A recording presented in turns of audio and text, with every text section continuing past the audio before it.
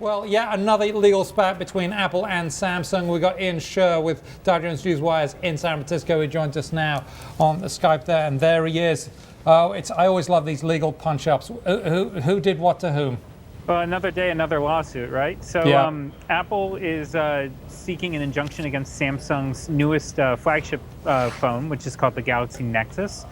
They filed in the U.S. District Court here in California. And they're basically, they're saying that the Nexus infringes its patents, among others being this, what we typically call a slide to unlock, which is basically, those of us who have an iPhone know you drag the kind of image across the screen to unlock it. The Galaxy Nexus has something similar, Apple says. This data detector thing, which basically it can detect a phone number in an email, for example, and make a quick call. Spelling, a lot of us tend to make spelling errors, and both the Nexus and the iPhone give suggestions. And then finally, this interesting one that's popped up over Siri, which is the voice assistant that they built into the iPhone 4S. They say that the patent they have on it is to be able to search multiple kind of different types of information from different websites and databases, and they say Google is infringing upon that in their Galaxy Nexus as well, which is interesting. You think Google is the search giant, and here Apple is suing Google over search.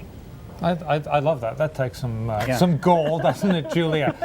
Is this just business as usual, though, Julia? When you get have into to this, say, I've lost track, Ian, of how many suits and countersuits are going on between these two guys. If you can refresh my memory. They're more than I can count sometimes. There's definitely Apple actually. This suit follows a different injunction that they lost out in December, which was for different Galaxy phones from Samsung. So, and last time, a lot of Apple's strategy against Samsung, at least in the United States, has been to go after the design and say, hey, they're copying our design. If you were to have the screens turned off and have them at a relatively far away, people couldn't tell the difference. And that's infringing on their designs. And now they're going after actual technical things. And especially with the Galaxy Nexus, what's interesting is that here we have a phone that is the pure Google experience, they say. It's not a special version that HTC or Samsung created that has extra widgets and whatnot. This is what Google puts out.